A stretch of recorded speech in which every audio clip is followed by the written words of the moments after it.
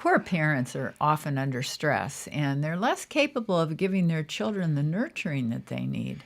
They're under so much stress themselves that they haven't got the patience that a lot of people who have a much easier lifestyle do. Yeah, and this can result in negative brain changes in their children, like learning disabilities and ADHD and ADD, and depression and the inability to cope with stress. Right. There are even physical changes in the brain that we'll talk about that go along with this that are kind of shocking. And nurturing is just so important, and it can affect cognitive, developmental, and emotional stress.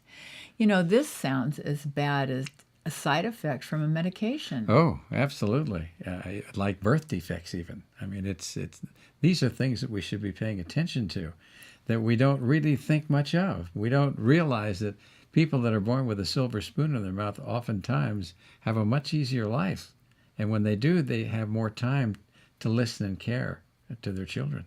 But that doesn't mean they always do. Remember the movie Mommy Dearest? Yeah, there's no shortage of money in that family. Yeah, That's right. And she wasn't exactly the nurturing type. Yeah, well, there are lots of exceptions to that. But there was a study that was done that I want to tell you about that was done at the University of Washington School of Medicine in St. Louis, Missouri. And what they did is they looked at the effect of poverty on about 145 kids using an MRI. And what they did was really kind of an interesting way of doing it. They invited a mother with her child to an appointment. And at that appointment, what they did is they teased the child. They did. They tortured the kid by giving him a gift wrap package and said, you can't open the package until your mom finishes filling out the form. Exactly. So you know what happens. There's a long form there, and the kids are driving mom crazy. And what they're measuring is how much patience does the kid have and how much patience does mom have. And what they found was is that if you're poorer, you don't have as much patience, and kids are more nagging, and it's not a good scenario. Well, like you were saying, many times poor people are holding down a couple jobs. They live in a poor neighborhood. They have, they don't have the opportunities. They might not be safe, so they have the added stress of that. Right. Well, the question is what's really doing it? There are a lot of factors that are going on there, Vicki. And it could be the education. It could be the lack of parental nurturing. It could be environmental toxins, the diet. And we know there have been studies on that show that can be a factor as well. Or abuse. Absolutely. There's a lot of abuse going on. So what they did, these researchers, is when they did MRIs, they measured to see how much gray matter and white matter was there. And when you're looking at white matter, you're looking at how neurons connect with one another and transmit impulses. When you look at gray matter, you're looking at the intelligence of the child.